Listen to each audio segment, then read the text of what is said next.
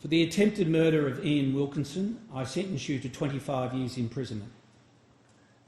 For the murder of Heather Wilkinson, I sentence you to life imprisonment. For the murder of Gail Patterson, I sentence you to life imprisonment. For the murder of Don Patterson, I sentence you to life imprisonment. All sentences are to be served concurrently. Erin Patterson, after a long trial, during which you gave evidence that the poisoning of your 4 lunch guests on the 29th of July was an accident, the jury found you guilty of 3 counts of murder and 1 count of attempted murder. In other words, the jury necessarily found that you deliberately served poison meals to Gail and Don Patterson and Heather and Ian Wilkinson, and that you did so intending to kill them. Only Ian Wilkinson survived. The maximum penalty for murder is life imprisonment, and for attempted murder, 25 years imprisonment. Murder is also a standard sentence offence, and the standard sentence offence for murder is 25 years imprisonment. The prosecution submits, and your counsel concedes, that your offending falls into the worst category of offending for these offences, and that you should receive the maximum penalties for your crimes. I agree, for reasons that I will come to in due course. The prosecution also submits that, having regard to the horrendous nature of your crimes, I should not fix a non-parole period.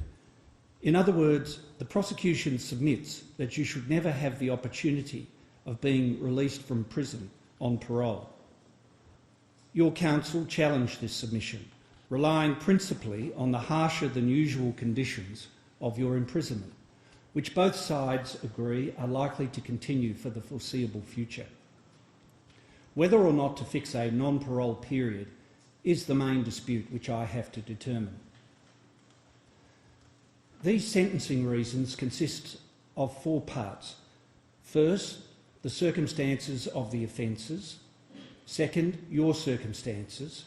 Third, relevant sentencing law.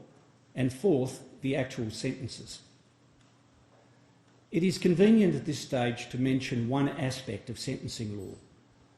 Where the prosecution alleges circumstances that aggravate your offending, the prosecution must prove those circumstances beyond reasonable doubt. Where the defence alleges circumstances of mitigation, the defence must prove those circumstances on the balance of probabilities. Just before I turn to the circumstances of your offences, I note that at your trial the prosecution conceded that they could not prove motive. As is standard, I directed the jury that the prosecution did not have to prove motive, only the elements of the offences, and that, quote, some murders occur for no apparent reason. The motives for such murders may only ever be known to the offenders.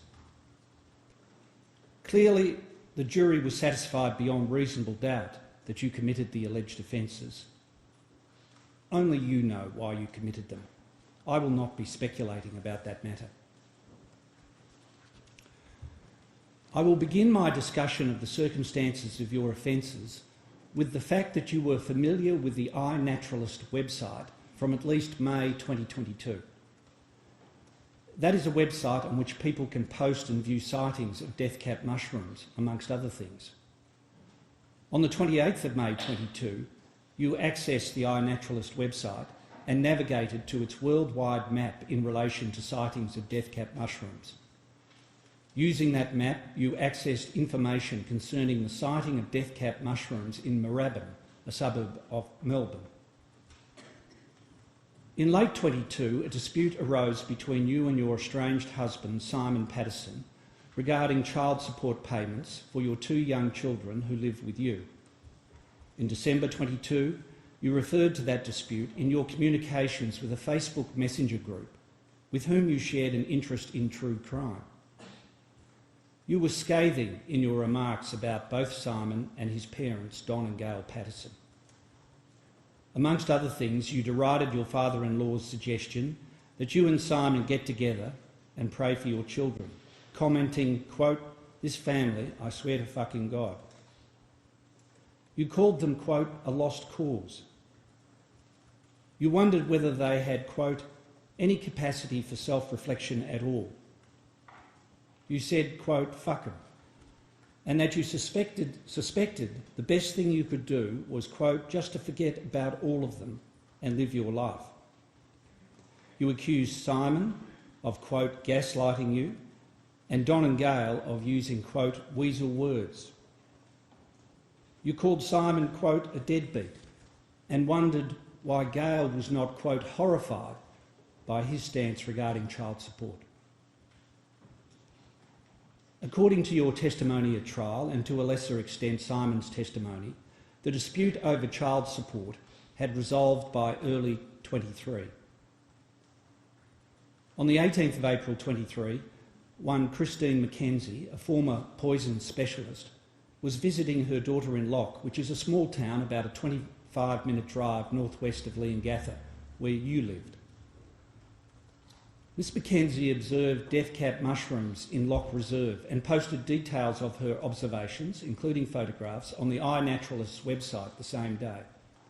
Ms McKenzie disposed of all the death cap mushrooms that she could find because of the danger she thought they posed, especially to young children.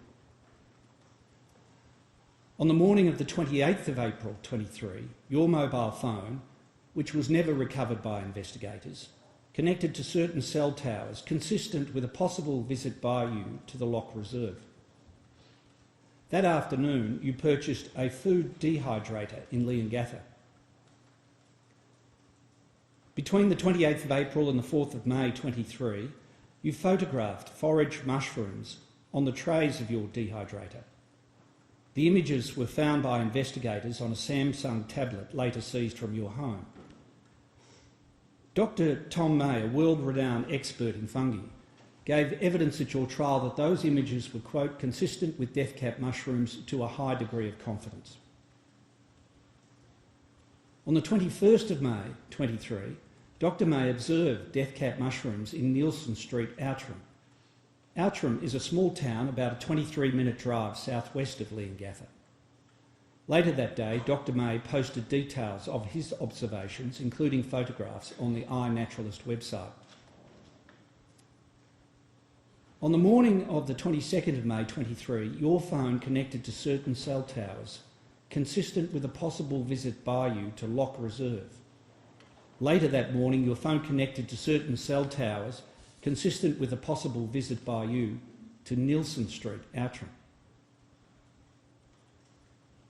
On the 24th of June 23, you hosted a lunch at your Leongatha home, attended by Don and Gail and your children.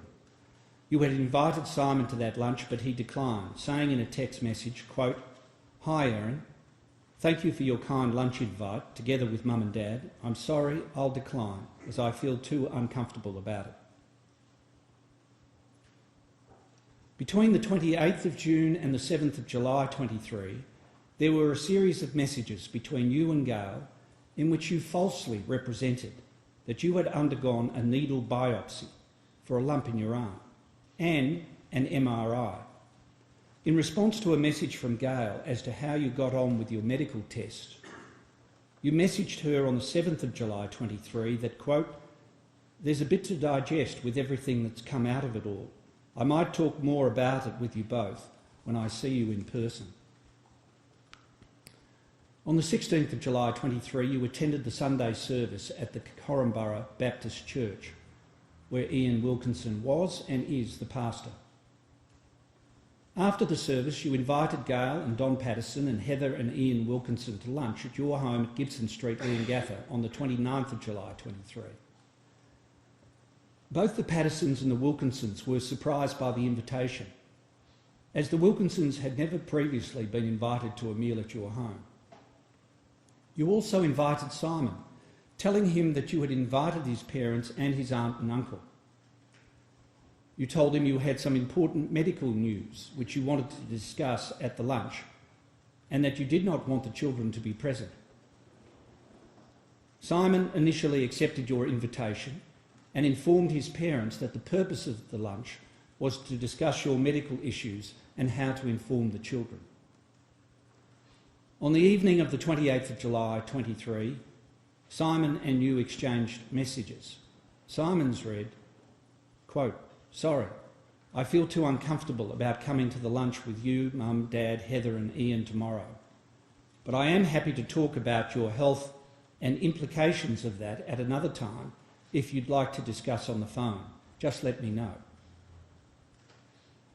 You replied 5 minutes later, quote, "That's really disappointing. I've spent many hours this week preparing lunch for tomorrow, which has been exhausting in light of the issues I'm facing, and spent a small fortune on beef eye fillet to make beef Wellingtons because I wanted it to be a special meal, as I may not be able to host a lunch like this again for some time. It's important to me that you're all there tomorrow and that I can have the conversations that I need to have. I hope you'll change your mind. Your parents and Heather and Ian are coming at 12:30. I hope to see you there." On Saturday the 29th of July 23, you served your 4 lunch guests individual beef Wellingtons, which were deliberately poisoned with death cap mushrooms. You gave evidence at your trial that had Simon attended the lunch, you would also have served him a beef Wellington. I accept the evidence of Ian Wilkinson that you served your guests their meals on 4 grey plates, while your individual beef Wellington was on a smaller orangey tan coloured plate, a fact that Heather also commented on to Ian and Simon the next day. I find that you did this to ensure that you did not mistakenly consume a poisoned meal. I also accept the evidence of Ian Wilkinson that at the conclusion of the meal, you falsely told your guests that you had been diagnosed with cancer and sought their advice as to whether and how you should break the news to your children that you had a life-threatening illness. Not long after this conversation started, your son and his friend, who had gone to a movie, returned home. The conversation about cancer ceased, but not before all your lunch guests, at Ian's suggestion, prayed for your health.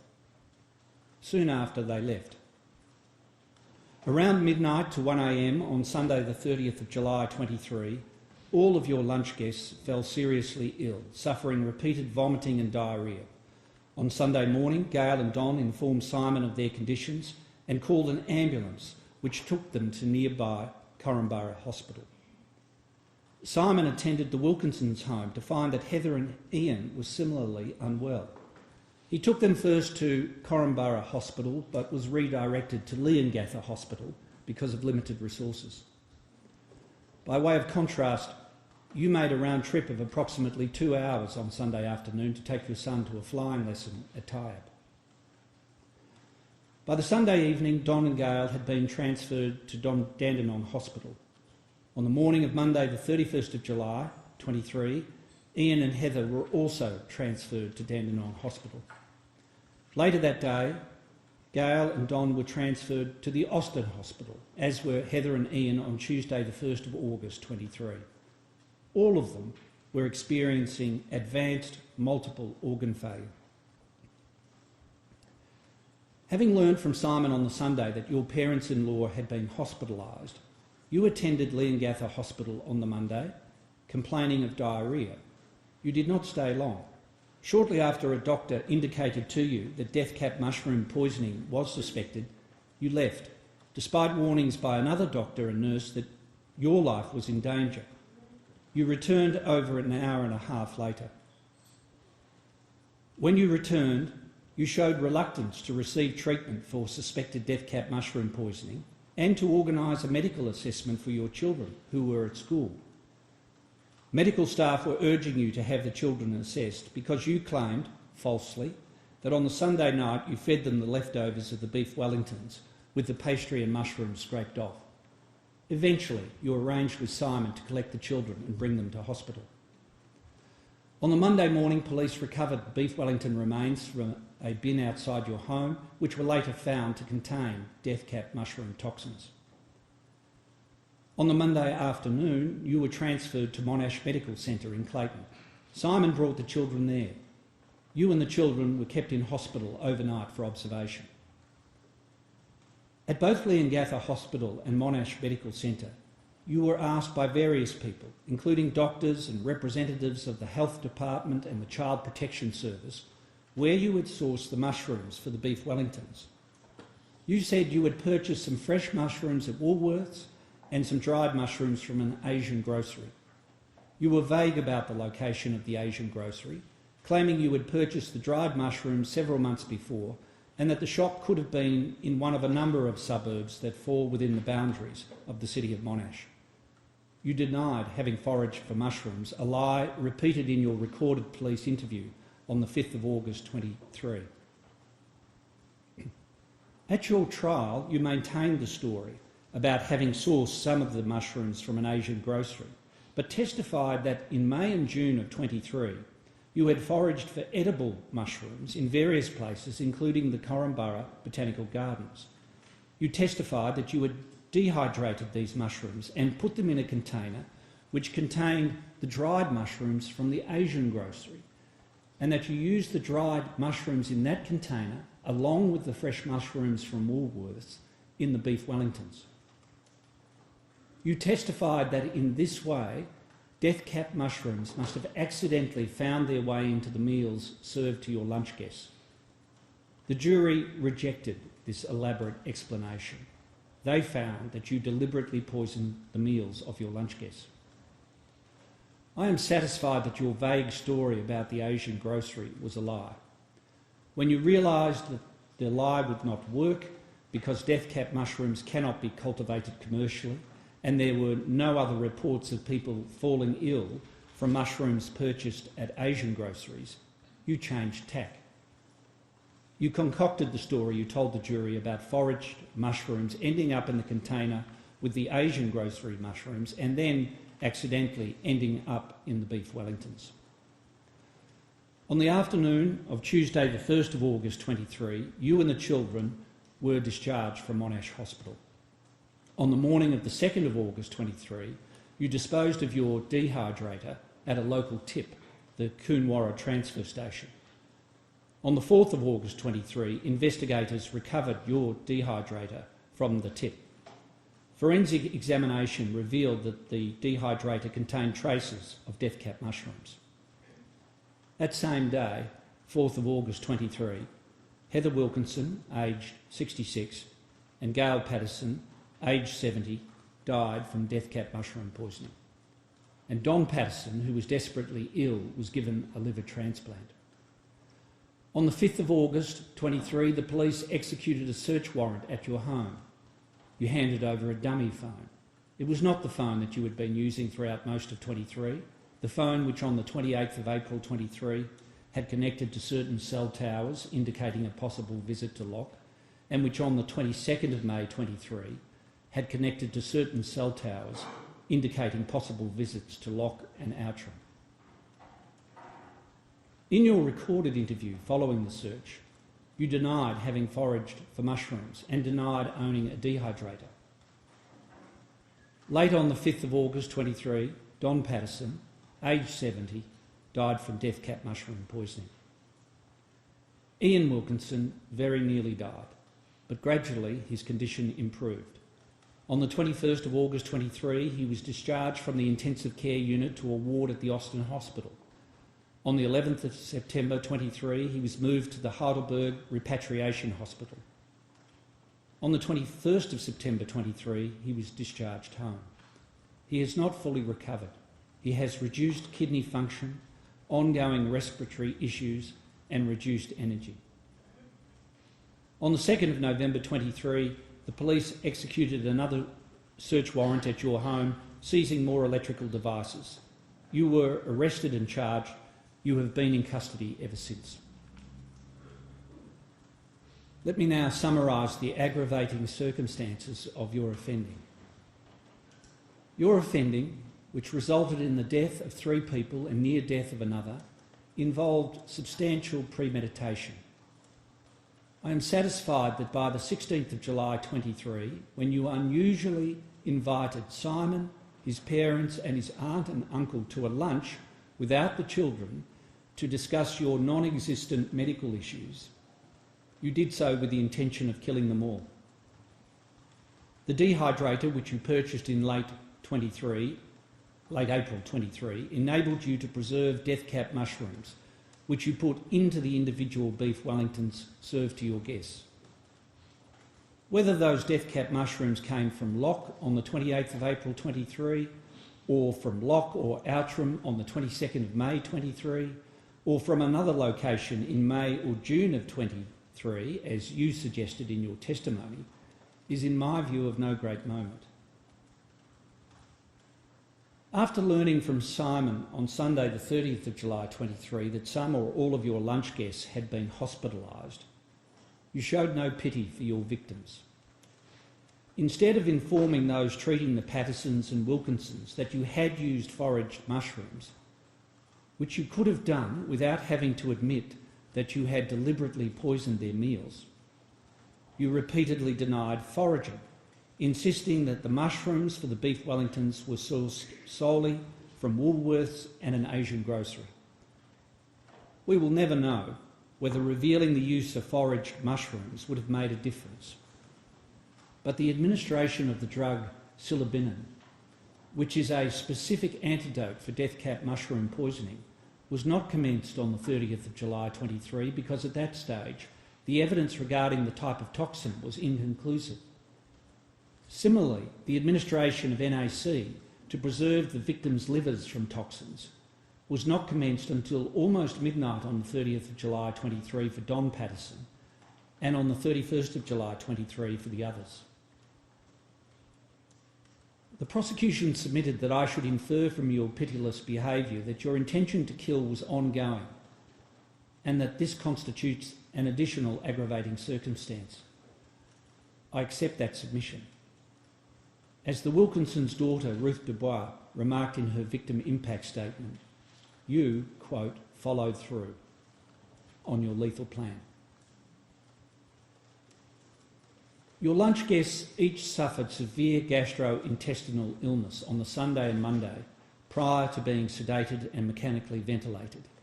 Their suffering was protracted. And Ian Wilkins suffers ongoing health issues. This aggravates your offending. The prosecution submitted that you must have anticipated that your victims would suffer in the way they did. I am satisfied of that beyond reasonable doubt. It is implausible that you would have selected death cap mushrooms without ascertaining how they would work upon your victims.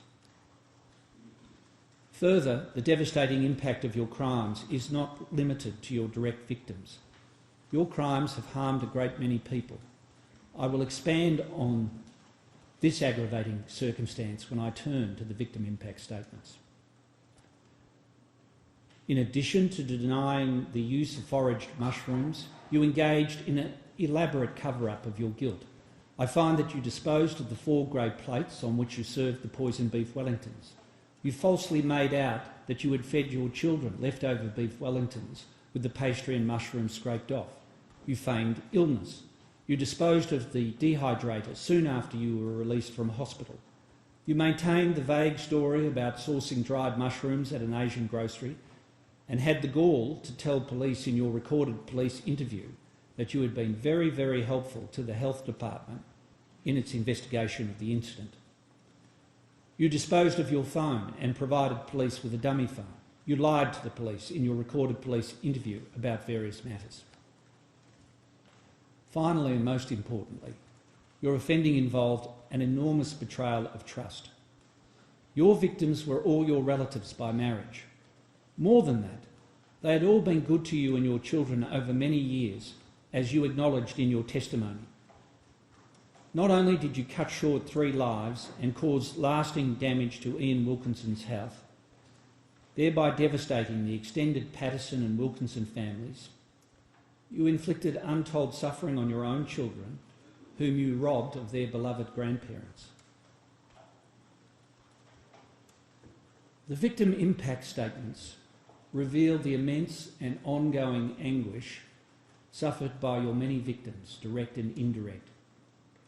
No summary could do justice to the individual and collective power of those statements.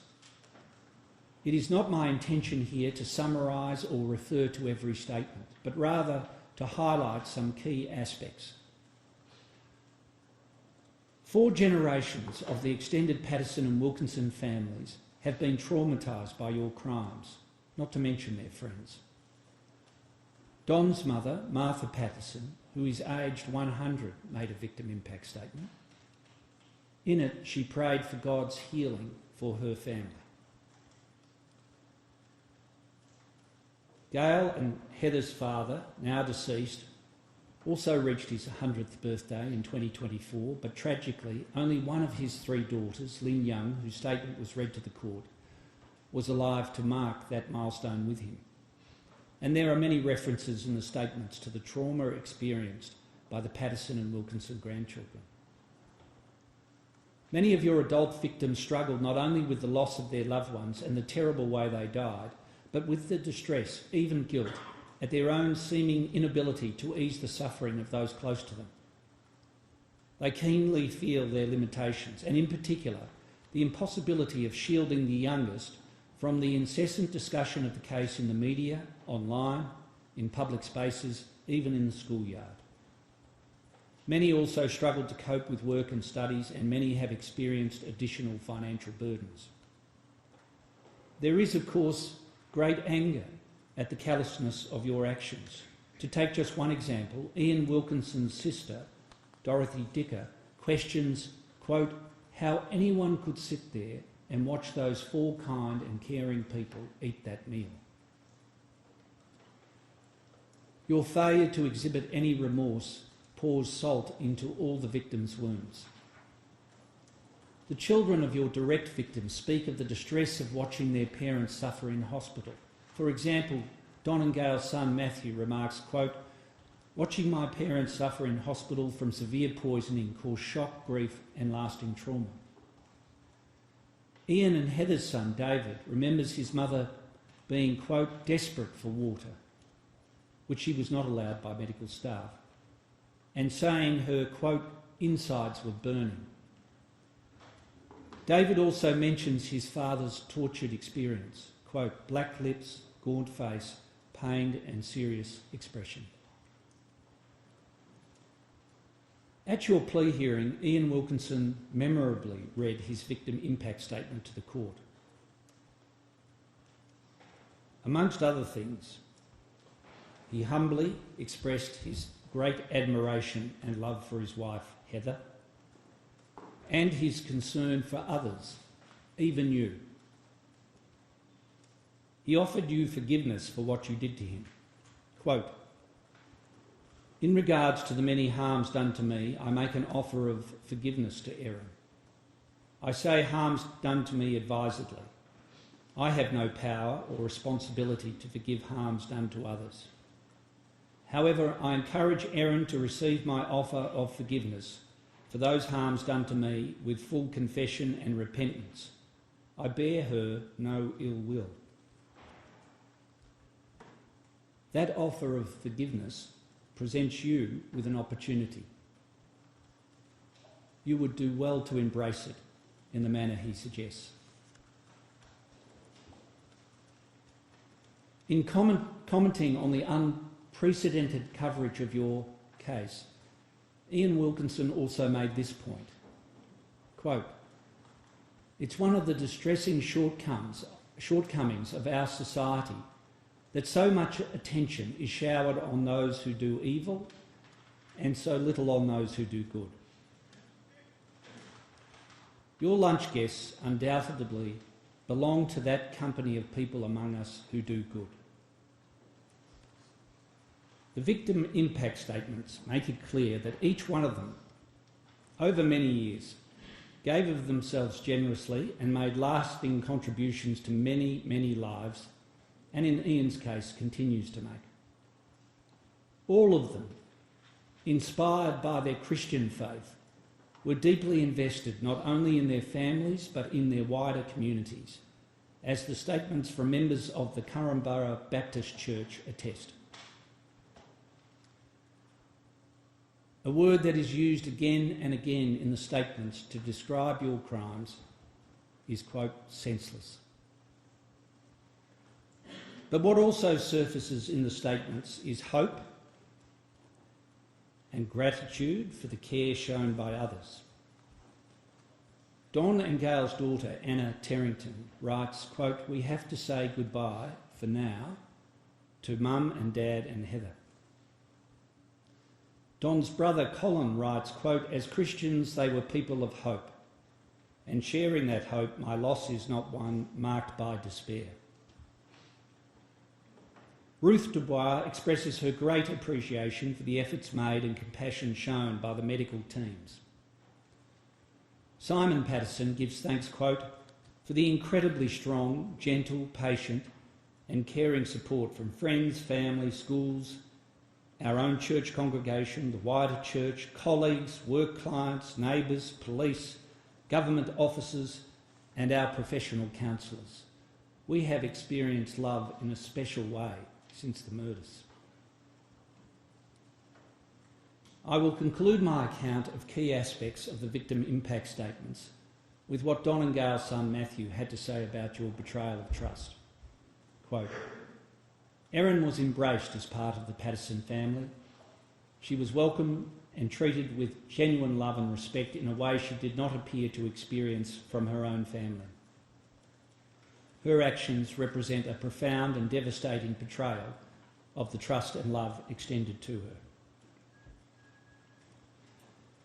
Having regard to the aggravating circumstances of your offending and the victim impact statements, I have no hesitation in finding that your offending falls into the worst category for the offences of murder and attempted murder. As the case law makes clear, the fact that it is possible to imagine even worse instances of such offences does not refute that categorisation. The gravity of your offending warrants the imposition of the maximum penalties for your crimes. I turn then to your circumstances. The information I was provided about your personal history was minimal. Your counsel simply relied on the personal history you provided in your trial testimony. There were no psychiatric or psychological reports provided, no references from character witnesses. No doubt that approach to your plea hearing was based on your instructions, but it means the account of your personal history that I am about to give is limited. You were born in Adelaide on the 30th of September 1974, making you 48 years old at the time of your offending and 50 now. Your maiden name was Scudder. In 1977, your family relocated to Melbourne, residing in Hampton. In 2004, you and Simon Patterson met whilst you were both employed at Monash City Council. Simon told the jury that he was working there as a civil engineer and you were the RSPCA's representative on the council. By 2005, you and Simon were romantically involved. In 2006, your grandmother died, leaving you a substantial inheritance. Monies from her estate were distributed between 2007 and 2015. During those years, you would be generous with your money to Simon's siblings, providing large, no-interest loans to them and their spouses so that they could purchase their own homes. On the 2nd of June 2007, you and Simon married. You told the jury that your parents did not attend the wedding. They were holidaying in Russia. Soon after your marriage, you and Simon travelled around Australia and overseas for a few months before settling in Perth. Simon got a job working for an inner-city shire council. In 2009, when you were 34, your son was born. In April 2009, you and Simon set off with the baby to explore the top end of Australia. You reached Townsville in November 2009, at which point you parted company. You flew back to Perth. Simon drove back with the baby. You rented a cottage for you and the baby. Simon rented an on-site caravan close by. This was the first of many comparatively short-term separations. You reunited by the end of January 2010. In 2011, your father died. In that year, you also opened a second-hand bookshop in Pemberton, Western Australia. In 2013, when you were pregnant, you and Simon returned to Victoria with your son to live closer to Simon's family. In 2014, your daughter was born. In 2015, you and Simon separated permanently. In 2019, your mother died, leaving you an inheritance. In June 2022, you and your children moved into a newly constructed home at 84 Gibson Street, Leongatha. the home at which you served the fatal lunch on the 29th of July 23. You have no relevant criminal history. You maintain your innocence. In other words, there is no evidence of remorse.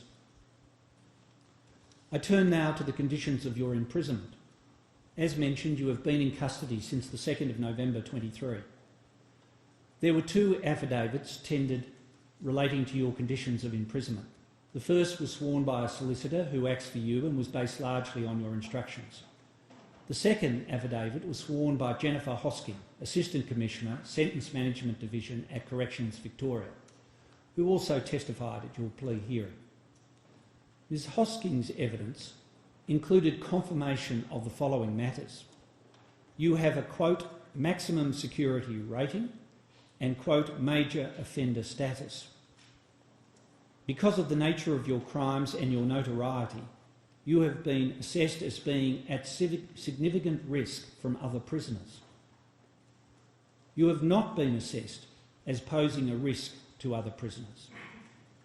You have spent approximately 16 months of your 22 months at Dame Phyllis Frost Centre in a management unit called the Gordon Unit, and the rest of the time in a protection unit called the Murray Unit. A management unit is more restrictive than a protection unit. You have been in the Gordon Unit continuously for the last 15 months. The Gordon Unit has about 20 cells. You are not permitted to mix with the other women in the Gordon Unit.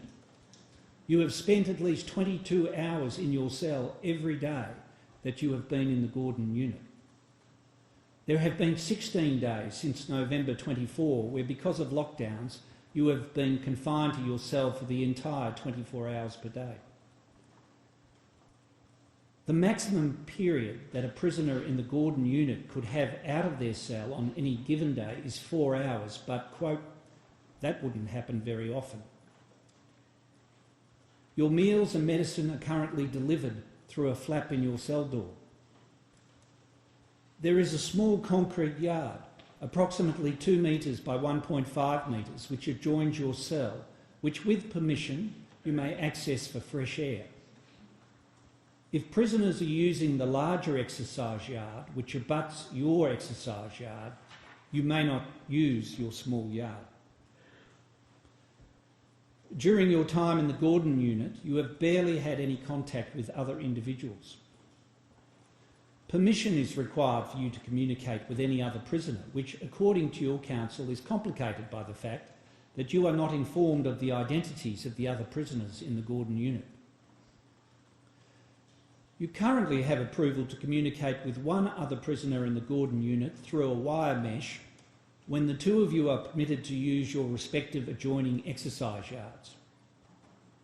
That other prisoner is undergoing a lengthy sentence for terrorism offences and has attacked other prisoners. You did not ask to communicate with that person and have not communicated with her. The suggestion that you should communicate with her was made by a corrections officer. There is an intercom in your cell which, if permission is granted, you may use to communicate with one other prisoner in the unit at a time, but you have not done so. In order to attend any other part of the prison, for example, the visitors' centre or the library, you are driven there escorted by 2 corrections officers. While, theoretically, prisoners in the Gordon Unit are able to access the prison library twice per week for 20 minutes at a time, you have not been able to do so because of staff shortages and a rule that you may not access the library if another is doing so. Consequently, you have only been able to access the library a handful of times during your time in the Gordon Unit.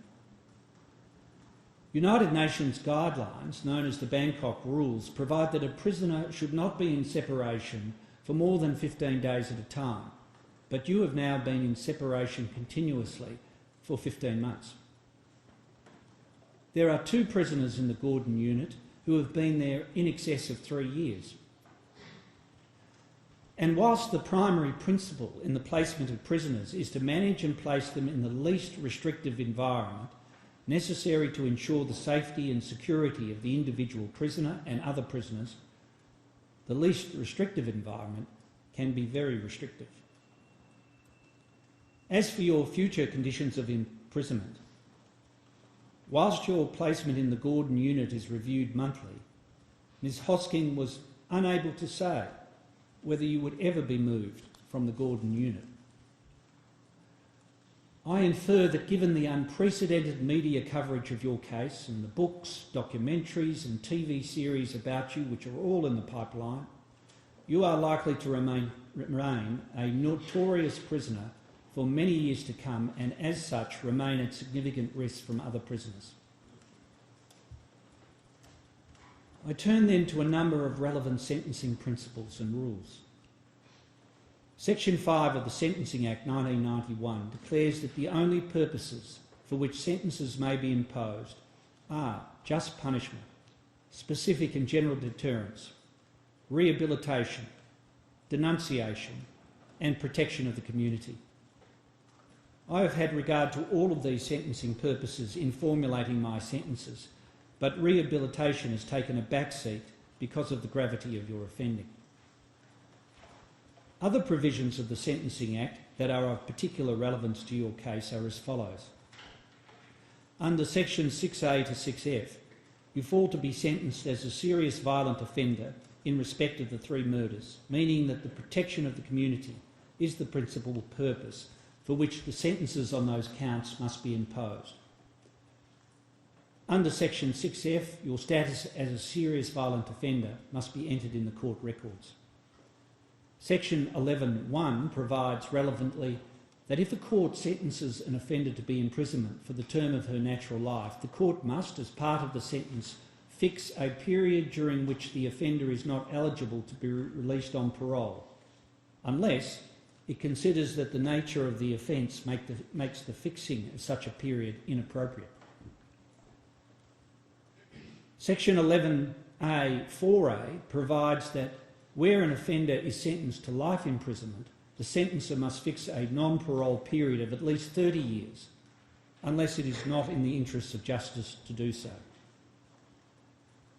Is it inappropriate to fix a non-parole period? Would fixing a non-parole period be contrary to the interests of justice? As mentioned above, this is the main dispute that I have to determine. Sentencing case law establishes that, as a general rule, harsher than normal conditions of imprisonment will warrant mitigation of penalty. There is nothing about your conduct whilst in custody which might cast doubt on the application of that general rule. As Ms Hosking indicated, you are in a management unit to protect you from other prisoners, not vice versa, nor do you have any relevant criminal history.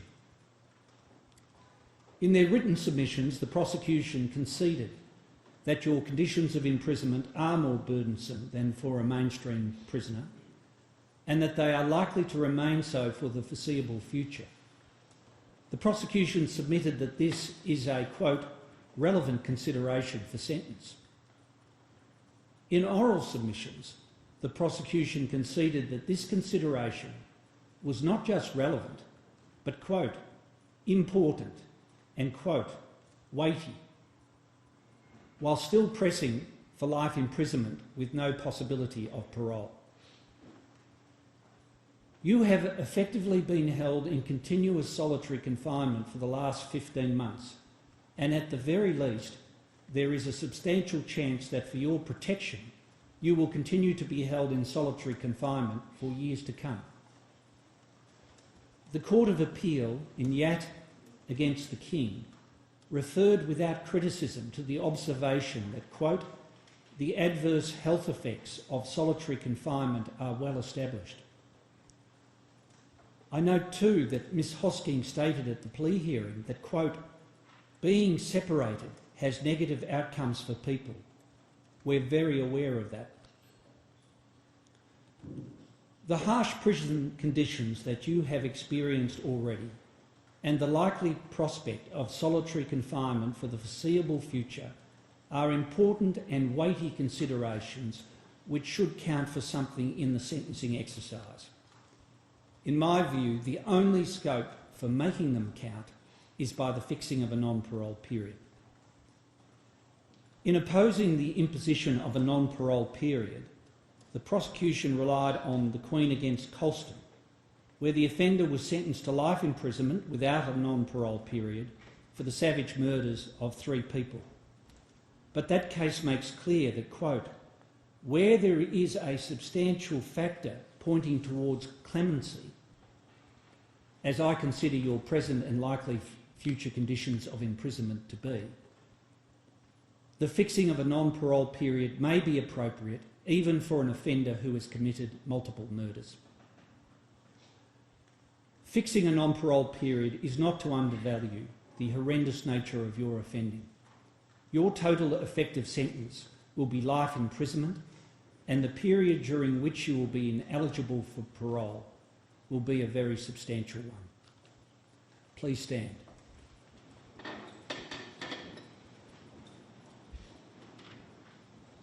For the attempted murder of Ian Wilkinson, I sentence you to 25 years imprisonment. For the murder of Heather Wilkinson, I sentence you to life imprisonment. For the murder of Gail Patterson, I sentence you to life imprisonment. For the murder of Don Patterson, I sentence you to life imprisonment. All sentences are to be served concurrently. The total effective sentence is life imprisonment, and I fix a non-parole period of 33 years. I declare that you have served 676 days by way of pre-sentence detention. Finally, and by consent, I make the disposal order sought by the prosecution.